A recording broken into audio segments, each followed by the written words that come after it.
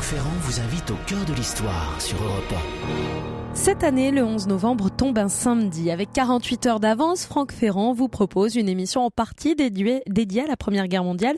Bonjour Franck. Bonjour Anissa, bonjour à tous. On célèbre depuis quelques mois le centenaire de l'entrée en guerre des États-Unis. En compagnie du professeur André Caspy, c'est précisément le rôle des Américains dans la Grande Guerre que je vais essayer d'évoquer avec vous cet après-midi. Oui, après quoi, dans la partie patrimoine, vous évoquerez le tout nouveau spectacle de Bruno Cellier. Oui, un grand spectacle qui s'intitule Dame de cœur et qui prend place depuis hier soir et jusqu'à samedi sur le parvis de la cathédrale Notre-Dame de Paris. Bruno Cellier sera avec nous pour en parler. Pour le moment, je vous propose donc de voler à la rencontre du général Pershing. 1917, l'Europe est ravagée par la guerre. Depuis 3 ans, les armées alliées pataugent dans la boue, dans le sang, chez les Français, les Anglais. La désillusion a gagné les esprits de ceux qui pensaient que la guerre serait courte. Vous savez que c'était l'idée au tout début. Les cas de mutinerie, de désertion se multiplient après les échecs des offensives de 1916 et 17. Les Alliés commencent sérieusement à douter et se demandent quoi faire. Heureusement, de l'autre côté de l'Atlantique, les États-Unis finissent par abandonner leur neutralité ou en tout cas leur politique d'abstention sous l'impulsion du président Wilson. Ils vont entrer en guerre le 6 avril 1917. Nous verrons dans un instant comment et pourquoi. Et enfin, venir voler au secours des Alliés en détresse. Des milliers de jeunes soldats américains, on va les baptiser les Sammies, ce sont les soldats de l'Oncle Sam. Ces Sammies, qui n'ont pour la plupart jamais mis le pied sur le territoire européen, vont être jetés dans cette grande tuerie de la Grande Guerre. Pour les Alliés, c'est un soulagement, évidemment, et pourtant, il est important de dire, et là encore nous préciserons les choses tout à l'heure avec André Caspy, de dire que les Américains ne se révèlent pas tout de suite à la hauteur des attentes. Ils ne sont pas d'emblée les sauveurs tant attendus. Ils n'étaient pas préparés, il faut vous le dire, à ce conflit d'un genre nouveau. Ils vont mettre des mois avant de s'engager réellement sur le terrain. L'homme qui représente cet engagement américain, c'est John Pershing, évidemment, grand militaire, qui s'est illustré dans les campagnes indiennes, celle du Pacifique, dans la guerre contre le Mexique. Quelques jours après la déclaration de guerre des États-Unis à l'Allemagne, Pershing est convoqué à Washington. Il est nommé commandant en chef du corps expéditionnaire américain, l'American Expeditionary Force, AEF, AIF, on voit ces sigles partout sur tout le matériel. Cette nomination va provoquer une certaine jalousie dans l'armée parmi des généraux qui s'estimaient plus expérimenté que lui et qui rêvait du poste. Le président Wilson informe Pershing qu'il a toute sa confiance et qu'il lui laisse une entière liberté dans la conduite des troupes américaines sur le sol français. Sa seule obligation, ne jamais se mettre en situation de dépendance vis-à-vis des Alliés. C'est fondamental ça, parce que c'est quand même la mission que le chef des armées, que le président américain confie à son bras armé. Pershing sait que la mission est colossale, qu'il va devoir se montrer à la hauteur. Alors il a restructuré l'armée américaine, il va falloir transporter maintenant des milliers d'hommes à travers l'océan, de l'autre côté de l'Atlantique là-bas, en évitant les attaques sous-marines, qui sont la grande question évidemment dans l'Atlantique à l'époque. Le 28 mai 1917, Pershing et son état-major embarquent sur un navire de la White Star qui s'appelle le Baltic, transatlantique, qui quitte donc New York pour l'Angleterre. Ils font un premier arrêt donc en Grande-Bretagne où Pershing est reçu par le roi George V. Il va même faire un petit passage par le palais de Buckingham avant de traverser la Manche en direction de la France. Le 13 juin 1917, les Français voient débarquer Pershing à Boulogne-sur-Mer. C'est une arrivée historique, c'est un soulagement incroyable. Vous n'imaginez pas les espoirs que fonde toute une partie de la population sur cette arrivée des Sammies, sur le quai les journalistes se pressent pour immortaliser l'instant. Pershing, arrivé à Paris, reçoit un accueil enthousiaste dans la capitale. Je dis enthousiaste, c'est même plus que ça. Dans un premier temps, il est reçu par le président du Conseil, Painlevé, qui se trouve être le ministre de la guerre. On est en pleine guerre mondiale. Le général Joffre est là, ainsi que Foch, le commandant en chef des forces françaises. Il se dirige ensuite vers l'hôtel Crillon, place de la Concorde, et sur son trajet, il est, porté en triomphe. En tout cas, acclamé par une foule en liesse. Il doit se montrer au balcon de sa chambre du Crillon pour que la foule finissent quand même par le laisser tranquille et par se disperser. De cette arrivée, les Français retiendront la fameuse phrase « Lafayette, nous voilà », qui en réalité n'a pas été prononcée par Pershing, mais par son compagnon d'armes Stanton. L'arrivée de Pershing a été couverte par toute la presse, elle redonne espoir, je vous le disais, aux Alliés qui commençaient vraiment à douter. « J'espère que vous n'arrivez pas trop tard », lui confie l'ambassadeur des États-Unis. Et pourtant, ces attentes immenses des Alliés vont être, je vous le disais, un peu contrariées. Les Alliés s'attendaient à voir débarquer des soldats américains par centaines de milliers. Pendant, on peut dire que en cette mi-juin 17, à peine 27 000 hommes sont présents sur le territoire, sur le sol européen. Les prochaines arrivées, on attend de nouvelles vagues, mais qui se font attendre. Le reste des troupes ne sera pas là avant l'automne 17. Ce sont des soldats pour la plupart complètement inexpérimentés. Je dis bien pour la plupart. Ils ne sont pas prêts à aller au front. Il faut les former pendant des mois. Pershing va devoir négocier avec les Alliés pour des questions d'approvisionnement, d'équipement, de formation, etc. C'est complexe cette affaire. Ça, dans un premier temps en tout cas, ça pose peut-être plus de questions que ça n'en résout. Les besoins sont immenses, il faut fournir des armes, des canons, des mitraillettes, de la nourriture, des moyens de transport et surtout, encore une fois, former ces jeunes gens à une guerre de tranchées qu'ils ne maîtrisent pas et pour cause. Les Alliés souhaitent que les soldats américains soient opérationnels au plus vite, ai-je besoin de vous le dire. Seulement, Pershing insiste sur la nécessité de prendre le temps pour assurer l'instruction de ses troupes. Il ne veut pas les envoyer au combat, il ne veut pas les sacrifier, si vous voulez. Alan Arter nous dit, il veut par ailleurs que l'armée américaine soit efficace et puisse faire la différence comme le lui demande le président Wilson. Pendant l'automne et même pendant l'hiver 17-18, les troupes américaines ne sont donc pas sur le front, elles sont retranchées dans des camps de formation où elles se familiarisent au maniement des grenades, des mitrailleuses, etc. L'entraînement dure des mois. Sur le terrain, les Alliés continuent d'aller de désillusion en regret. Ils pressent les Américains d'accélérer l'instruction afin de déployer leurs troupes. Seulement, Pershing tient bon. Il refuse, il s'obstine. Le secrétaire américain à la guerre, Newton Baker, le soutient. Je suis absolument d'avis que nos troupes ne soient pas engagées dans des combats en France tant qu'elles n'auront pas les effectifs suffisants et une préparation assez achevée pour que leur première intervention exalte leur morale et celui des Américains, écrit-il à Pershing. Pour les Alliés, le temps manque. C'est maintenant qu'il faudrait intervenir. Un certain nombre de chefs redoutent une offensive prochaine de la part des Allemands, offensive qui, étant donné l'affaiblissement des troupes alliées, pourrait être fatale et compromettre les chances de victoire. Les mois passent.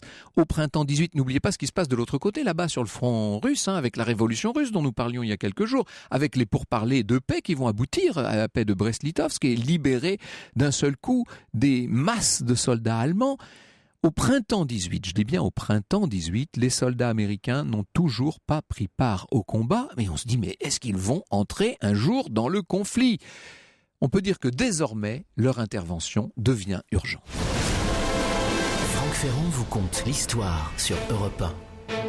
Cet après-midi, Franck Ferrand, nous sommes au cœur de la Première Guerre mondiale. Vous nous racontez l'entrée en guerre des États-Unis. Alors avant de revivre cette entrée en guerre de l'Amérique, est-ce qu'il y a d'autres puissances non européennes qui sont engagées dans le conflit ? Oui, c'est une guerre mondiale. Et ne serait-ce que parce qu'on est encore à l'époque des empires coloniaux. Donc tout l'empire britannique, par exemple, se bat. L'Afrique du Sud, le Canada, Nouvelle-Zélande, Australie, qui envoie pas moins de 400 000 hommes en Europe. L'Australie se bat en Nouvelle-Guinée, dans les Dardanelles. Les colonies françaises sont là présentes, bien entendu. Donc toute l'Afrique coloniale, ça représente beaucoup de monde. Plus de 10 000 tirailleurs sénégalais qui ont débarqué en métropole pour participer à l'effort de guerre. Des soldats chinois également, recrutés par les Alliés, par la France et l'Angleterre, pour aller travailler à l'arrière dans les corps de travailleurs. Et du côté des empires centraux, l'Empire ottoman qui se bat sur le front roumain, très important. Les colonies allemandes de Tanzanie, Namibie, Togo, Nouvelle-Guinée qui se battent également. Et puis alors les États indépendants, le Japon a ouvert dès 1914 un front sur le Pacifique pour ravir à l'Allemagne ses colonies en Asie. On connaîtra ça sur une plus grande échelle quelques décennies plus tard. Et puis, fin 1917, le Brésil qui va déclarer la guerre à son tour aux empires centraux.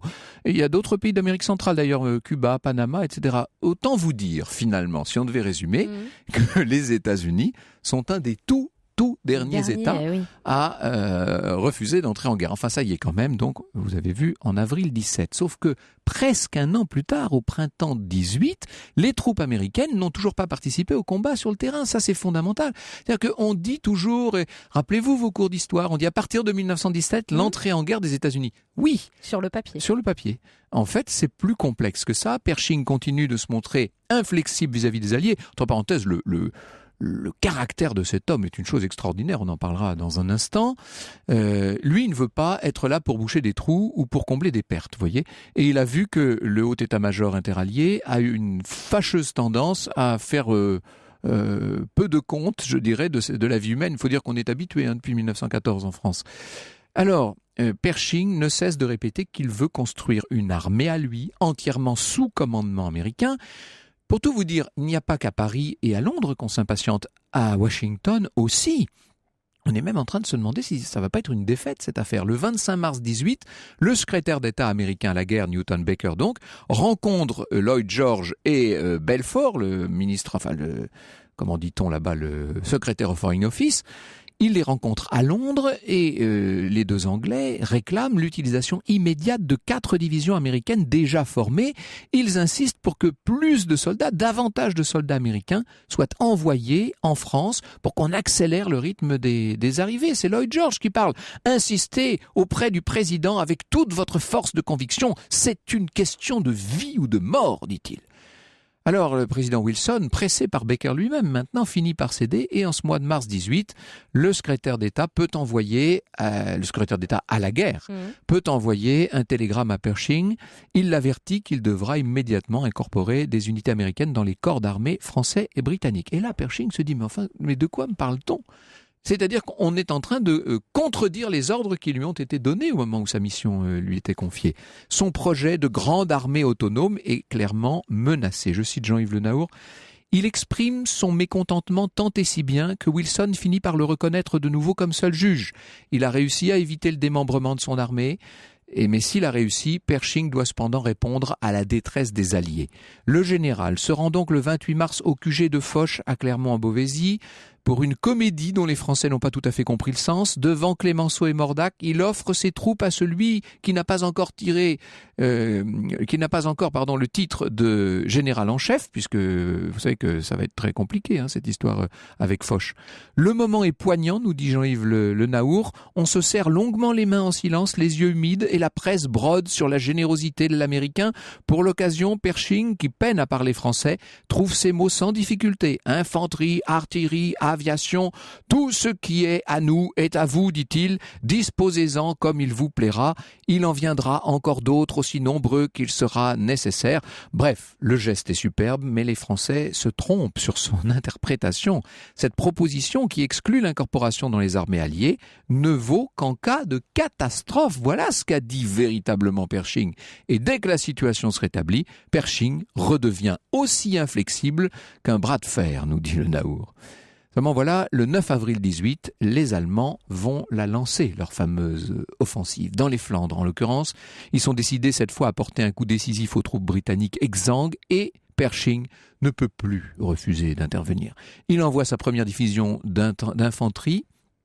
Donc cette division est envoyée en renfort. C'est la première fois que des soldats américains se retrouvent vraiment, là, cette fois, au feu, exposés aux canons, aux mitraillettes, découvrant la vie des tranchées, au front. Avec le gaz notamment, cet ennemi invisible. Les Américains se battent mieux que ce qu'on aurait pu imaginer. Ils font la différence sur le terrain. Ils apportent enfin le secours espéré. Mais ça fait 13 mois que les États-Unis sont entrés en guerre.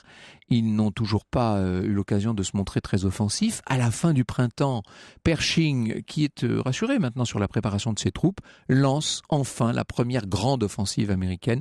Il s'agit de prouver cette fois qu'on peut remporter une bataille, même quand on arrive de l'autre côté de l'Atlantique. Ce sera la bataille du Bois-Belleau, près de Château-Thierry. On connaît ce nom, bien entendu. C'est le premier engagement offensif du corps expéditionnaire, la fameuse force étrangère américaine. L'attaque est lancée le 6 juin 18. Il s'agit de reprendre aux Allemands toute une zone stratégique qui donnerait accès à l'ennemi à la capitale. Évidemment, les troupes engagées sont composées de soldats des marines, aguerris, expérimentés. Les hommes combattent au corps à corps. Les rafales de mitrailleuses déciment les troupes, nous raconte Hélène Arter. Au prix de combats acharnés, les Américains réussissent cependant à barrer la route de Paris aux Allemands. Ce sont désormais les Allemands qui sont sous la menace des troupes alliées, concentrées dans le secteur. La combativité des Marines impressionne les Alliés mais aussi les Allemands. La bataille du Bois-Belleau impose dans l'esprit des Européens l'image d'une troupe de choc qui fait la différence dans les combats. La 2e division a pratiquement sauvé Paris, peut-on lire dans la presse française. Ça y est, on peut féliciter Pershing de bon cœur et Poincaré, Clémenceau, enfin toutes les hautes autorités françaises ne se font pas faute, évidemment. Chez les Alliés, l'enthousiasme, l'espoir renaissent enfin. Le moment de vérité est arrivé. On va finalement savoir si les troupes américaines sont capables de faire définitivement pencher la victoire dans le camp des Alliés. Ça a l'air quand même cette fois bien parti. Franck Ferrand vous conte l'histoire sur Europe 1. Nous sommes au cœur de l'histoire de la Première Guerre mondiale, à 48 heures de ce 11 novembre. Aujourd'hui, Franck, vous nous parlez de l'entrée en guerre des Américains et de leur rôle dans cette Première Guerre mondiale. Ça y est, ils sont enfin sur le terrain, ils sont enfin rentrés en guerre. Nous sommes en 1918 et du coup, l'espoir renaît. Tout le monde y croit. Non du seulement côté des il y a Alliés. eu ces premiers engagements très positifs, mais alors en plus, le rythme des arrivées des soldats américains entre mai et septembre 18 croît de manière spectaculaire. En juin 18, le corps expéditionnaire compte plus de 600 000 hommes et en novembre 18, plus de 2 millions de soldats américains seront présents sur le sol européen. Donc là, le 22 juillet 18, Pershing obtient l'autorisation de former une armée indépendante et autonome vis-à-vis des Alliés. C'est la fameuse première armée américaine dont nous allons parler dans un instant. Les Alliés sont décidés à redoubler d'ardeur dans les combats. Pershing se prépare à lancer une nouvelle grande offensive. Le 15 août 18, c'est lui qui écrit au général Foch, je le cite, « Je suis de plus en plus pénétré de la possibilité et de la nécessité d'obtenir par ces opérations un succès frappant. J'envisage non seulement l'effet qu'un succès américain produirait sur l'ennemi, mais encore l'effet qu'il exercerait sur le moral des Alliés. » Oui, tout simplement, il s'agit de redonner morale aux Français et aux Anglais et d'effondrer le moral des Allemands. Fin août, Pershing obtient des Alliés d'affecter ses troupes dans la Meuse, avec pour mission de reprendre le secteur de Saint-Mihiel, contrôlé par les Allemands depuis septembre 14. Vous imaginez, là, Saint-Mihiel, c'est vraiment le... Alors, contrôlé avec des allers-retours, vous savez, ces affreuses guerres de position. Mais toujours est-il que c'est un secteur clé qui permet de menacer Verdun, Nancy, Metz. Pershing sait que la reconquête ne sera pas facile. Les difficultés ne s'arrêtent pas là. Il y a 550 000 hommes qui sont mobilisés, auxquels s'ajoutent 110 000 soldats français. Pour la première fois de la guerre, ce sont les Américains maintenant qui commandent sur ce secteur les troupes françaises et non pas l'inverse. Le 12 septembre 18, l'assaut est lancé à 5 heures du matin, sous la pluie. Les soldats sont dans la boue, c'est effroyable, les chars s'embourbent. On est maintenant dans l'utilisation qui devient quasiment habituelle des chars dans cette fin de guerre. Malgré tout, les soldats américains progressent, vaille que vaille. Les troupes menées par le général Patton prennent le village d'Essey, puis s'emparent du bourg de Panne avec 5 chars. Et le lendemain matin, elles s'empareront donc de Saint-Mihiel. Les Américains ont saisi plus de 400 canons, fait plus de 15 000 prisonniers. C'est plus un succès, là, c'est un triomphe. Le président Poincaré, de nouveau, se fend d'un mot de félicitations publiques au général Pershing. Et 2 mois plus tard, alors que l'armistice est signé, on va s'interroger sur le rôle véritable qu'ont joué les Américains dans la guerre, sur le partage du mérite d'une certaine manière. Qui est réellement à l'origine de la victoire ? Est-ce que l'intervention des Américains a réellement été décisive? N'oubliez pas l'accueil absolument triomphal fait au président Wilson, qui vient lui-même négocier les conditions de la paix qui donnera naissance au traité de Versailles. Vous savez, du point de vue des États-Unis, cette intervention, évidemment, a été absolument déterminante, puisque les Américains estiment que c'est grâce à eux que la guerre a été victorieuse. Les Français et les Britanniques, eux, relativisent considérablement cet apport. Ils estiment que ce sont eux qui ont fourni l'essentiel de l'effort humain, de l'effort matériel, de l'effort économique. Est-ce que ce débat a la moindre raison d'être et quel est, d'une certaine manière, la part des Américains non seulement dans la victoire, mais dans tout ce qui va être le règlement de la Première Guerre mondiale. C'est ce que nous allons voir dans un instant. Bonjour André Caspi. Bonjour. Vous connaissez ce sujet encore mieux, si j'ose dire, que les autres. Vous avez beaucoup travaillé sur cette question des Américains dans la Grande Guerre. J'ai vu les choses d'une façon un peu stratosphérique du point de vue de l'état-major de Pershing. Si vous le voulez, ce que nous allons faire ensemble dans un instant, c'est entrer un peu dans l'épaisseur de la situation et regarder ce qu'il en a été vraiment de cette intervention militaire, mais aussi politique, voire morale. Europe 1, au cœur de l'histoire. Franck Ferrand. Et aujourd'hui, nous parlons de cette première guerre mondiale sur Europe 1 avec votre invité Franck Ferrand. Vous recevez André Caspi, il est professeur émérite à la Sorbonne et dans sa ville de Saint-Maur-des-Fossés, André Caspi organise en novembre une quinzaine américaine avec des concerts, du théâtre, des conférences, une commémoration franco-américaine du 11 novembre et le tout est labellisé par la mission du centenaire. Il est évident que ce qu'a fait le pays, ce qu'ont fait les Américains en 1944 et 1945 est plus présent à la mémoire que leur arrivée en 1917, André Caspi. Il n'empêche que la bonne presse, si je puis dire, des Américains en général et des armées américaines en particulier, date de cette époque, date du général Pershing. Ce qu'il faut retenir, je crois, c'est que c'est la première fois dans l'histoire des États-Unis que les Américains viennent combattre en Europe. Et c'est quelque chose d'impensable avant pour eux, que ça se produise. C'est-à-dire que pour les Américains, l'Europe, c'est évidemment le vieux continent. La plupart des Américains viennent d'Europe, mais s'ils se sont installés en Amérique, c'est précisément pour oublier tout ce que l'Europe comporte d'insuffisant. C'est pas pour y revenir, non, en quelque sorte. Certainement pas. Mais là, entre 1914 et 1917, il se produit une série d'événements qui contraignent les États-Unis à intervenir. Alors, ce qu'il faut dire, c'est que dès août 14, les États-Unis, bien que totalement neutres dans le conflit, travaillent, si je puis dire, et aident d'une certaine manière les Britanniques et les Français. Oui, c'est-à-dire que les États-Unis font du commerce Voilà. avec la Grande-Bretagne, ils font du commerce avec la France, ils aimeraient d'ailleurs faire du commerce aussi avec l'Allemagne. Seulement, ce qui se passe, c'est qu'il y a un blocus des côtes allemandes par les Anglais surtout et accessoirement par les Français, ce qui veut dire qu'il y a un déséquilibre commercial entre ce que peuvent vendre les États-Unis à la France et à l'Angleterre et ce que les États-Unis essayent de vendre à l'Allemagne. N'oubliez pas qu'entre 1914 faut quand même 1917... le dire, ça, parce que ça paraît étonnant maintenant. Non, mais il faut bien oui. insister sur le fait que les États-Unis, ça n'a rien d'extraordinaire, défendent leurs intérêts. Quand on dit que le président Wilson intervient pour secourir la démocratie, oui et non. Dans un certain sens, c'est vrai parce que l'intervention américaine se fait juste après la chute du tsar. C'est-à-dire, il ne faut pas oublier Au grand tournant de la guerre. C'est le grand tournant de la guerre, c'est le mois d'avril 1917. Parce que le 6 avril, les États-Unis déclarent la guerre à l'Allemagne. Entre parenthèses, ils ne déclarent pas la guerre à l'Autriche-Hongrie. Ils la déclareront au mois de décembre seulement. Mais le 3 avril, 3 jours auparavant, Lénine est arrivé à Pétrograd.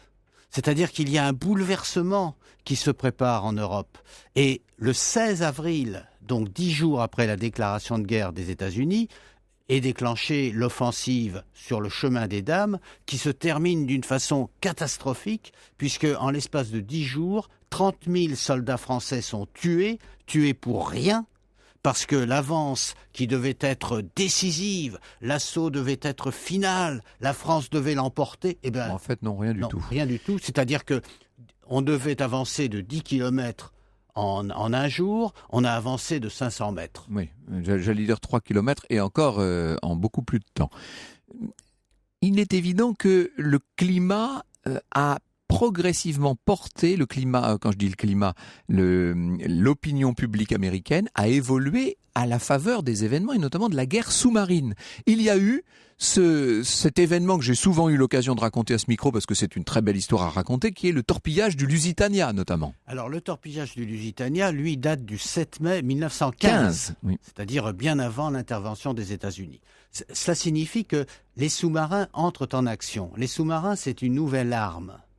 Elle n'a pas été inventée en 1915, elle a été inventée bien avant, mais c'est une nouvelle arme de guerre, c'est-à-dire que c'est une arme qui est encore très fragile.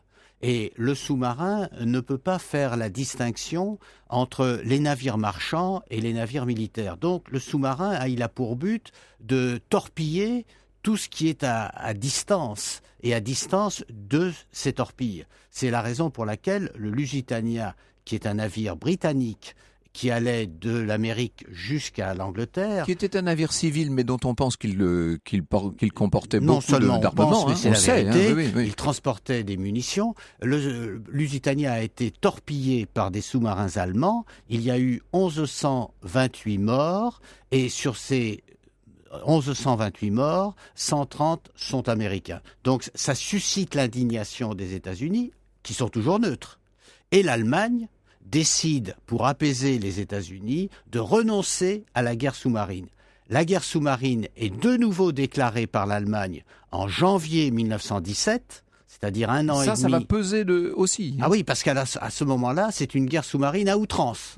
C'est-à-dire que les Allemands décident que leurs sous-marins torpilleront tous les navires qui traversent l'Atlantique, ce qui permettrait d'abattre la puissance maritime de la Grande-Bretagne et de la France, donc de gagner la guerre. Et nous, Français, nous avons un peu trop tendance à considérer que la guerre se fait sur le continent. Eh oui, y a pas mais que ça. l'essentiel de la guerre à ce moment-là, il est sur les mers. Ah, oui. Et Et même au fond des mers, on peut dire, avec les sous-marins. Oui, avec le résultat des torpillages. Oui.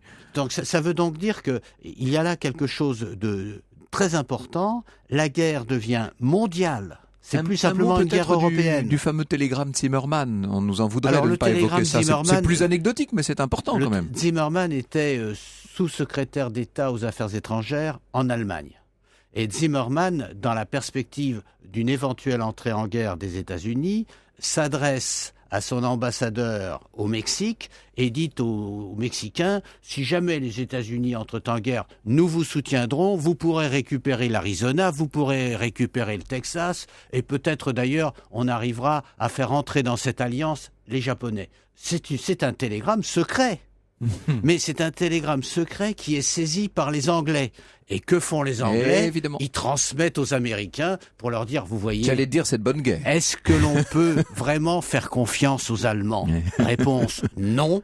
Donc, guerre sous-marine plus télégramme Zimmermann, il n'y a aucune raison que les États-Unis n'entrent pas dans le conflit. Et puis l'année électorale est terminée. L'année 1916. Oui, alors, au cours de l'élection présidentielle de novembre 1916, Wilson a fait campagne sur l'idée que les États-Unis n'entreraient pas en guerre. Il avait comme slogan « I keep you out of war », c'est-à-dire je ne vous ferai pas entrer dans la guerre.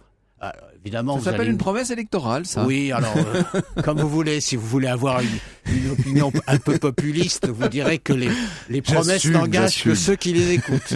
Mais à vrai dire, la situation a changé. Entre novembre 1916 et avril 1917, il y a la guerre sous-marine à outrance. Il y a le télégramme Zimmermann. Il y a le torpillage des navires américains. Par conséquent, c'est pour défendre les intérêts des États-Unis que les États-Unis déclarent la guerre à l'Allemagne. Voilà qui est d'une clarté limpide.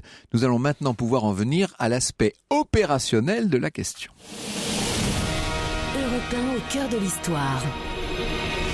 Franck Ferrand. Nous sommes au cœur de l'histoire des Américains dans la Grande Guerre et notez qu'André Caspi, qui est l'invité de Franck Ferrand cet après-midi sur Europe 1, professeur émérite à la Sorbonne, donnera une conférence sur l'entrée en guerre des États-Unis en 1917 le mardi 14 novembre.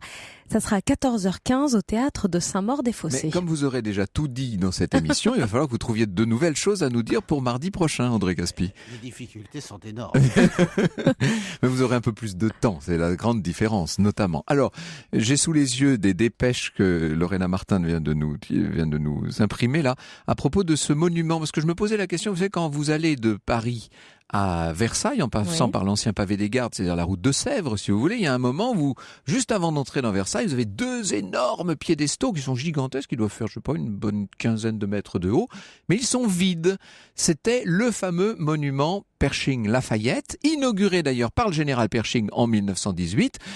À l'époque, on n'avait pas eu le temps de couler en bronze les deux grandes statues équestres, donc on les avait faites en plâtre. Les Allemands les ont déposées en 1941 et finalement, elles ont été enfin accomplies. Vous imaginez, au bout d'un siècle, on a fini par les achever et elles ont, si j'ai bien compris, été inaugurées là très récemment. C'était le 6 octobre dernier. Ben voilà, comme quoi il fallait juste prendre son temps. J'espère ne pas m'être trompé, hein, mais c'est le résumé que je viens de faire des dépêches que Lorena m'a trouvées sur Internet.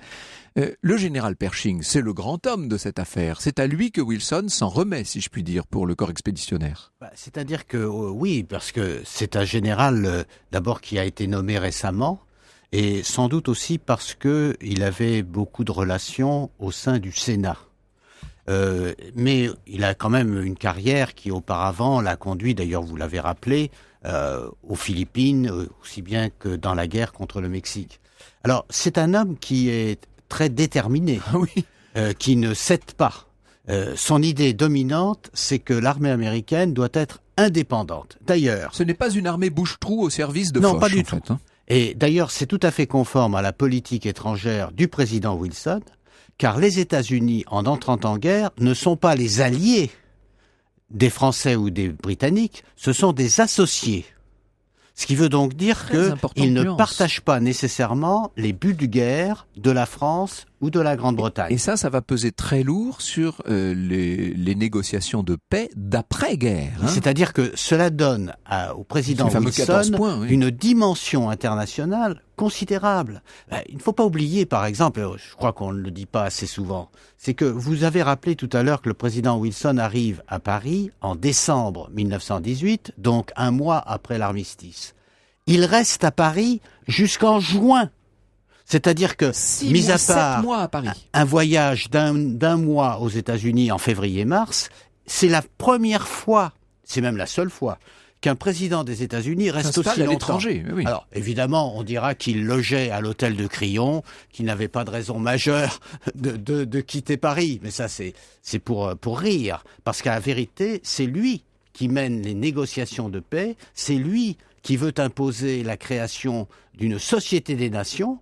Il y arrive. À laquelle les États-Unis finalement ne participeront pas. Ne signent pas le traité de paix et n'entrent pas à la Société des Nations. C'est-à-dire que Wilson est désavoué. Vous parliez du caractère du général Pershing. C'est un caractère qui se manifeste surtout dans les négociations qu'il a avec ses alter-ego français et britanniques. C'est-à-dire qu'il mène la vie dure aux états-majors alliés. Parce que les états-majors alliés souhaiteraient des renforts. Donc, que ces renforts soient américains, c'est très bien. C'est-à-dire on les intègre dans les armées françaises ou dans les armées anglaises. Mais Pershing, lui, ne veut pas. Il veut montrer que les États-Unis ont désormais une armée. Et d'ailleurs, il va un peu plus loin. C'est-à-dire que Pershing était hostile à la signature d'un armistice en novembre 1918, parce qu'il disait, actuellement, 2 millions d'Américains sont sur le sol de France, 2 autres millions sont prêts à traverser l'Atlantique, avec 4 millions, l'armée américaine, en 1919, si la guerre continuait, pourrait aller jusqu'à Berlin, et imposer à tous les Européens les buts de guerre que le président Wilson a énoncés. Donc vous voyez, on voit se dessiner en 1918-1919 ce que sera la stratégie américaine de 1945, c'est-à-dire l'accession à la puissance internationale qui caractérise justement les États-Unis de cette époque. Double œuvre de Wilson et de Roosevelt avec des moyens différents mais des buts qui sont somme toute très parallèles. Ça, c'est assez passionnant. Oui, d'autant plus que Roosevelt, à cette époque-là, est secrétaire adjoint à la Marine. Donc il est déjà partie prenante au grand projet. D'un point de vue concret sur le terrain, les militaires, alors là je parle de nos poilus carrément dans les tranchées, à qui on a dit ça y est, voilà les Yankees, les Américains vont nous aider, ils les voient pas venir, ça a dû être... Alors ils se désespèrent un peu, mais vous savez, j'ai eu l'occasion de dépouiller ce qu'on appelle le contrôle postal. C'est très intéressant parce que ce sont les lettres des soldats qui ont été lus par la censure et un certain nombre de textes nous ont été conservés. Alors, pour les Français, quand ils apprennent que les États-Unis entrent en guerre, c'est quand même une satisfaction, c'est une joie, c'est un espoir. Et l'un de ces soldats écrit « Le soleil se lève à l'ouest ». C'est-à-dire qu'au fond, on on attend les Américains. On retrouvera ce titre, même n'est-ce pas ? Pétain a dit « j'attends les Américains et les chars ». C'est-à-dire qu'au fond, il faut que les Américains interviennent. Mais le temps de traverser l'Atlantique, le temps de les former, parce qu'au fond, c'est une armée qui vient d'être mobilisée. Le service militaire obligatoire est imposé aux États-Unis en mai 1917. Il n'existait pas. Il n'existait plus, en tout cas, depuis la guerre de sécession, c'est-à-dire depuis 50 ans. C'est un bouleversement profond des mentalités américaines. Ça veut dire qu'il faut apprendre à ces soldats comment on se sert d'un fusil, comment on se sert d'une baïonnette. Alors, les Américains se font désirer longtemps, très longtemps, trop longtemps au gré d'un certain nombre des responsables français ou britanniques, mais quand ils finissent par y aller, alors là, ça se voit. C'est-à-dire que la différence est nette pour le coup. Oui, ça se voit, mais il faut reconnaître malgré tout que les Américains n'ont pas toujours compris les changements tactiques. Par exemple, l'utilisation des mitrailleuses, pas des mitraillettes, mais des mitrailleuses, est fondamentale et beaucoup d'Américains sont morts. Des fusils mitrailleurs, lourds sur pied en fait. C'est-à-dire ils sont morts pour n'avoir pas compris en somme à quoi servaient ces mitrailleuses. Et tout à l'heure, vous évoquiez le sergent York. Le sergent York, en fait, en novembre 1918, était caporal. Et le caporal York, lui, pourquoi est-ce qu'il est célèbre ? Parce qu'il venait du Kentucky. Et c'était un chasseur. Donc il s'était mis dans un arbre et il tirait au fusil sur les soldats allemands. Il en a comme ça tué un certain nombre et surtout il a fait 200 prisonniers. Il a fait 200 prisonniers parce que les Allemands étaient persuadés qu'il y avait une division américaine en face d'eux et que, compte tenu de la fin de la guerre, les soldats allemands ne tenaient pas spécialement à se faire tuer. Donc ils se sont rendus au caporal York, qui est devenu le sergent York, avec Gary Cooper dans le rôle principal. Oui. Bien sûr. Qui sont-ils les soldats qui se battent en 1918 en France? Ils viennent de tous les États des États-Unis. Ils viennent de New York, ils viennent de Californie, ils viennent du Texas. Première fois qu'ils traversent l'Atlantique? Oui, ou quelquefois ils ont déjà traversé quand ils ont immigré. Pour certains, ça aura un rôle très important parce que cette expérience de la Première Guerre mondiale les marquera à vie. Je pense par exemple à John Davison Rockefeller Jr. qui va faire des dons extraordinaire à la France après son retour aux États-Unis. Mais vous devriez également citer les Noirs. Eh oui. Les Noirs américains qui ont réclamé à corps et à cri d'être incorporés. Ils ont été très bien reçus en France. Très bien, d'autant plus qu'aux États-Unis, à cette époque-là, c'était la ségrégation raciale qui dominait et qui marquait d'ailleurs la composition des troupes. Jusqu'en 1948, l'armée américaine pratique la ségrégation raciale. Ce qui veut donc dire que les Américains ne tenaient pas spécialement à ce qu'il y ait des Noirs, de crainte que ces Noirs sachent se servir des armes à leur retour aux États-Unis. Il y avait des Indiens aussi, des Amérindiens? Alors il y avait quelques Indiens, mais ils étaient beaucoup moins nombreux que les Noirs. Je voulais citer une série documentaire de Planète, une série d'Imagissime qui s'appelle Tank dans l'enfer des combats, sur le rôle justement des chars d'assaut dans cette Première Guerre mondiale. Une exposition sans portrait pour un centenaire, les soldats de Foch vus par Burnand, ça c'est au musée de la Légion d'honneur, ce sont des portraits du peintre suisse Eugène Burnand. Et puis l'exposition Marie Curie, une femme au Panthéon à l'occasion des 150 ans de Marie Curie, donc cette exposition rétrospective. Bien sûr. Dans les ambulances. Oui, qui elle a joué un rôle très important avec ses petits laboratoires de radiographie ambulants. Merci beaucoup André Caspy. Je pense que le public sera très nombreux à Saint-Maur-des-Fossés au théâtre mardi prochain à 14h15 pour votre conférence. Et puis donc toutes ces concerts, commémoration franco-américaine du 11 novembre, tout ça labellisé par la mission du centenaire. Il y aurait beaucoup d'ouvrages à citer. Je vous renvoie comme d'habitude à notre page Facebook. Europe 1, au cœur de l'histoire. Franck Ferrand. Et dans cette partie patrimoine, vu que nous parlions de la Grande Guerre, nous allons maintenant célébrer le centenaire de la Première Guerre mondiale avec Bruno Cellier. Il y a un spectacle à voir, c'est le spectacle Dame de cœur qui se déroule jusqu'au 11 novembre sur le parvis de la cathédrale Notre-Dame de Paris et on en parle avec votre invité Franck. Bonjour Bruno Cellier, et ça a commencé hier soir déjà. Oui, la première était hier soir effectivement. Ça s'est bien passé? Très bien, il ne pleuvait pas et le parvis était comble aux 2 séances. Ah formidable, c'est un spectacle gratuit il faut le dire mais pour lequel lequel il faut s'inscrire. Oui. Et la mauvaise nouvelle pour nos auditeurs, c'est qu'on ne peut plus, si je comprends bien, Alors, s'inscrire. la jauge a été relevée ce matin, Ah. donc il y a quelques centaines de places qui sont ouvertes en sus chaque soirée. Mhm. Donc je ne sais pas à l'heure Faut où se je vous parle dépêcher. si c'est plein, mais tentez votre chance, parce que c'est vrai que je ne sais pas quand est-ce que ce spectacle reviendra sinon. Alors, expliquez-nous quelle est l'origine d'abord de ce spectacle, son inspiration initiale. Nous sommes à Notre-Dame de Paris, c'est quand même pas rien. Oui, eh bien, à Notre-Dame de Paris, le 11 novembre 1918, dans les clochers, il y avait des pompiers de Paris, il y avait des soldats américains. Et les deux, ensemble, ont sonné les cloches pour annoncer au peuple de Paris la paix, au peuple de la capitale. Les soldats américains annonçaient à l'Europe leur intervention et donc le résultat de leur intervention. Donc il y a un symbole fort. Mais ce qui a valu ce spectacle, c'est la volonté du Nouveau Monde de rendre hommage un peu à l'ancien. Et je pourrais citer une anecdote, en fait, c'est Henri Bordeaux qui, donc comme nous sommes en 1914, devant Reims, il s'apitoie devant la cathédrale abîmée et il voit une habitante du site catastrophée et qui dit « Ah, monsieur l'officier, quel malheur, toucher à cela !» Et Henri Bordeaux lui répond « Vous l'aimez bien votre église ?» Et la femme lui répond « Je la montre à mes gosses et ça les grandit ». C'est vraiment ce qu'ont dit les mécènes américains qui ont en partie payé le spectacle. C'est un hommage à ce que l'Europe tient à de plus beau, c'est vrai dans son patrimoine, et hommage du Nouveau Monde à l'ancien. C'est ce qui a poussé le spectacle. Je citais Rockefeller Jr. il y a un instant. Faut pas oublier que c'est grâce à lui que la cathédrale de Reims a été reconstruite. Et aussi, accessoirement, si je puis dire, le château de Fontainebleau et celui de Versailles, hein, d'ailleurs. Bon. Donc, qui n'avait pas été endommagé physiquement par la guerre, mais qui avait beaucoup souffert du mauvais entretien pendant la Première Guerre mondiale. Alors que la cathédrale de Reims, elle était par terre.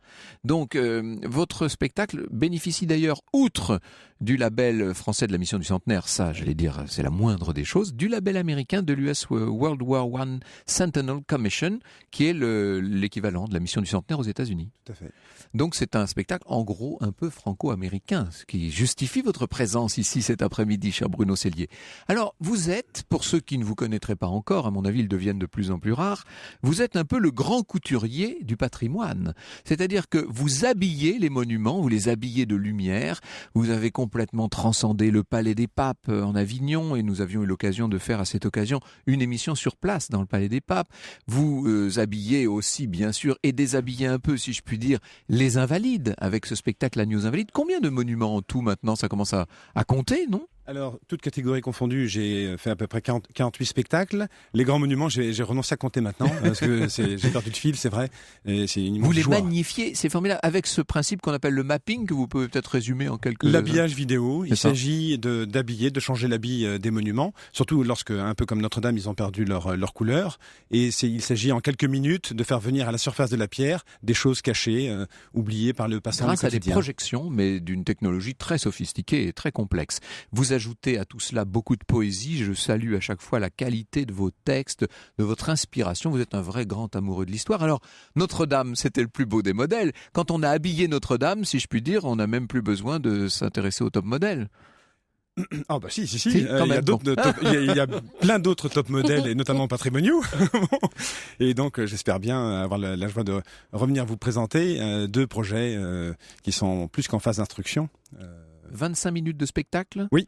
2 représentations chaque soir jusqu'au 11 novembre. Quelques places encore disponibles d'après ce que vous nous disiez. Il faut se dépêcher parce que c'est la préfecture, si je comprends bien, qui a remonté un peu le niveau de la jauge. Oui. Avec Qu'est-ce une particularité, c'est qu'on peut, à l'issue, le public rentre dans Notre-Dame, qui est aussi illuminée, et les lumières formidable. obéissent aux orgues de Notre-Dame de Paris. Et Formidable. c'est ce qui donne aussi une touche un petit peu particulière à ces soirées. Écoutez, moi ça tombe pas très bien parce que je joue là au théâtre. Oui, en ce alors moment, justement, hein. vu Oui, qu'on parle de allez. spectacle, on va continuer, puisque ce soir, c'est votre prise à Bah Paris. oui, mais alors moi ce sera sans les lumières de Bruno Cellier. J'ai un très grand ingénieur de lumière, vous me direz, mais j'espère qu'un jour comme Notre-Dame, je bénéficierai du mapping. Ça sera pour le ravalement de façade, si Alors, je puis dire. pour Dame de Cœur, c'est www.damedecoeur.paris. Et pour ceux qui veulent aller voir Franck Ferrand, c'est au Théâtre Antoine. Mais là, ce sont 2 spectacles bien différents, Bien il faut différent, le mais signaler. à voir tous les deux. Dame de Cœur, écrit et réalisé par Bruno Cellier, donc sur le parvis de Notre-Dame.